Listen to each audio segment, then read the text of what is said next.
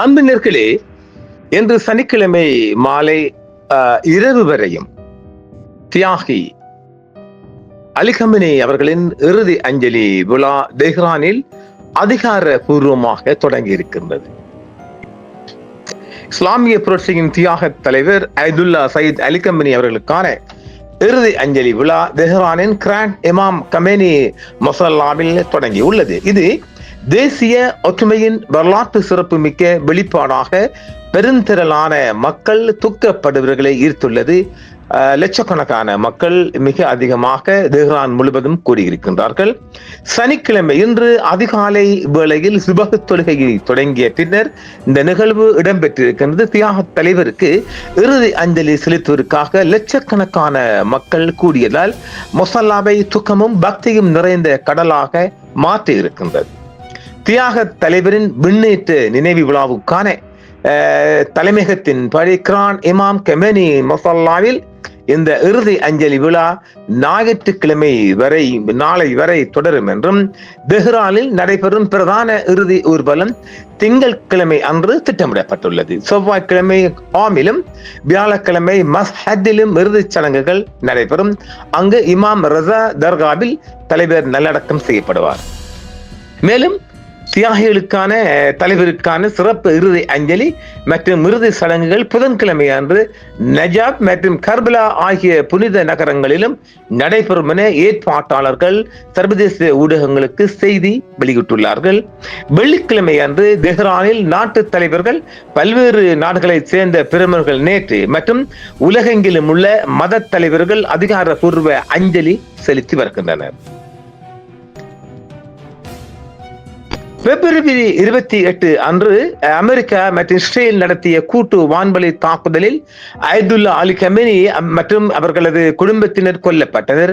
போர்க்கால சூழல் காரணமாக இவரது இறுதி சடங்குகள் தள்ளி வைக்கப்பட்டு தற்பொழுது ஜூலை 3 முதல் 9ஆம் தேதி வரை, இம்மாதம் 9ஆம் தேதி ஞாயிற்றுக்கிழமை வரை 7 தினங்கள் நடைபெறுகின்றது. ஈரானின் முழு நாடும் அந்த விழாவை கொண்டாடுகின்றது ஒரு துக்க தினமாக.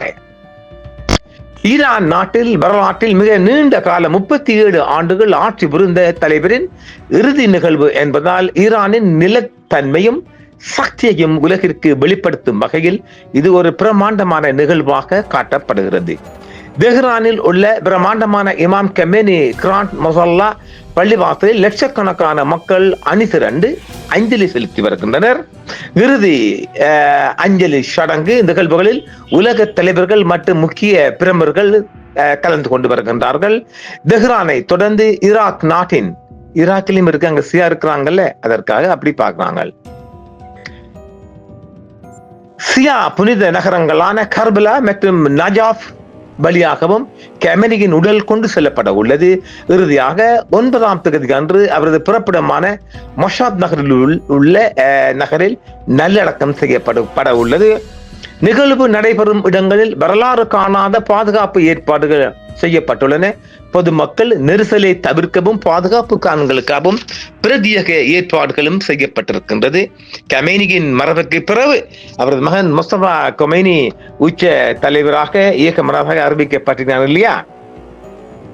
இப்பொழுதோ இந்த நிகழ்வில் இலங்கையில் இருந்தும் போய்கிறாங்கல்ல, இலங்கையில் நம்ம நாட்டின் இலங்கையிலிருந்து பிரதி சபாநாயகர் அவர்கள் உத்தியோகபூர்வமாக கலந்து கொண்டிருக்கின்றார்.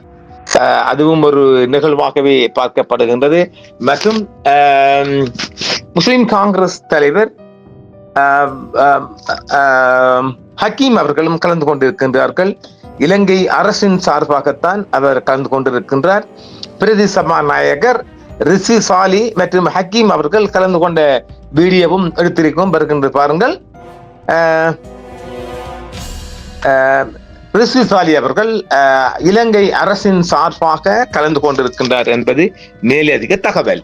இதேவேளை இந்த நிகழ்வில் கலந்து கொள்ளுமாறு இந்தியாவுக்கு உத்தியோகபூர்வமாக அழைப்பு விடுத்திருந்த போதிலும் இந்திய அரசின் சார்பில் இதுவரையும் யாரும் கலந்து கொள்ளவில்லை என்பதும் ஒரு விடயம். இது ஏனெனில் இஸ்ரேலை பகைச்சு கொள்ள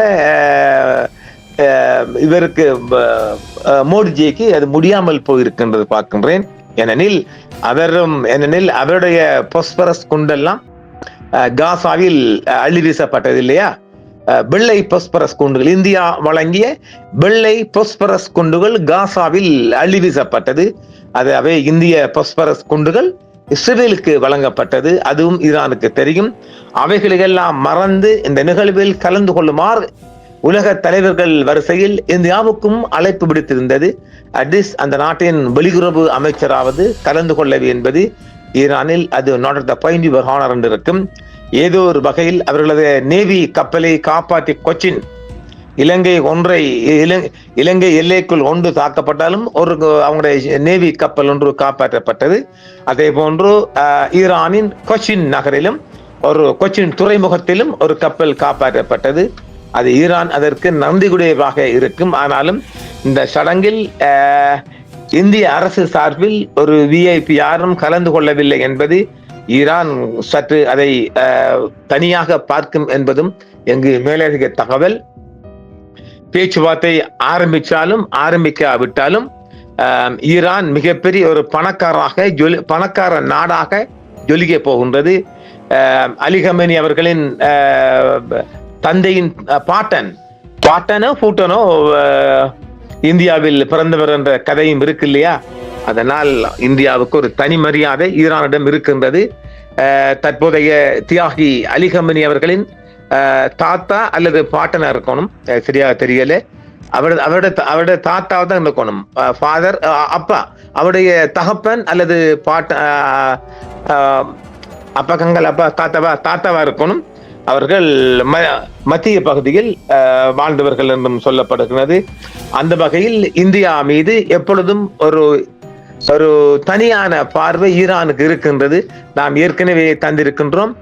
டாக்டர் மன்மோகன் சிங் அவர்கள் காலத்தில் பொருளாதார சிக்கல் வந்தபோது ஈரான் கை கொடுத்து காப்பாற்றிய வரலாறும் இருக்கின்றது. இந்த மோடி மஸ்தான் வந்த பிற்பாடு இஸ்லாமியர்களையும் வெறுத்து ஒதுக்கி இஸ்லாமிய நாடுகள் அரபு தேசங்களை போய் கட்டிப்பிடிக்கிற அங்க போய் அந்த மக்கள் அடிக்கிற. இப்போது மேற்கு வங்கத்திலும் மிக அதிகமான முஸ்லிம்களுக்கு எதிராக காட்டு தர்பார் நடந்து வருகின்றது. இவையெல்லாம் ஈரானுக்கு போட்டு கொடுக்கப்பட்டிருக்கும் என்ற தகவல். ஆக பிராந்திய வல்லரசு ஈரானிடம் முறையிடக்கூடிய ஒரு வழிவகையும் இருக்கின்றது. எதிர்வரும் காலங்கள் இந்தியா ஈரானுடன் ஒரு நேர்பாதையில் பயணிக்கவில்லை என்றால் மிகப்பெரிய ஒரு சிக்கலுக்குள்ளும் ஆளாகலாம் என்ற ஒரு அபாய சங்கிலியும் நாம் இங்கு பதிவு செய்கின்றோம். அவர் இஸ்ரேலின் நெதன்சிர வாளை பிடித்துக் கொண்டு தொங்குவதால் மோடி மஸ்தான்சி வேறு யாரிடம் தொங்கவில்லை. அமெரிக்கா கூட அவர் கண்டுகொள்ளவில்லை. நெதன்ஸ மட்டும் கண்டுகிட்டார். எனில் அங்கு மோடிஜியின் முக்கியமான ஃபைல் ஒன்று வெளியாகும் என்ற பயம் இருக்கின்றது. அங்க போய் இவர் கட்டுப்பிடிதா பாப்பா வேலை பண்ணிக்க வேண்டும் ஒரு தகவல் இருக்கின்றது. இங்கு அரபு நாடு, குறிப்பாக துபாய் போன்ற நாடுகளுக்கு போய் ஓடி பிடிச்சு கட்டிப்பிடிப்பார். அன்பு பாசம் போன்று பரதேசி. பார்க்கலாம் மற்றொரு காணொளியில் அன்பினர்களே. என்றும் உங்களுடன் சன்ரைஸ் இந்தியா டிவி சப்ஸ்கிரைப் பண்ணுங்கள், பெல் பட்டனையும் கிளிக் செய்யுங்கள். உங்கள் ஆதரவே எங்கள் சேவை. ஆதரவு தாருங்கள், அரவணைப்போம். மறக்காம சர்ப்ரைஸ் பண்ணுங்க. தேங்க்யூ.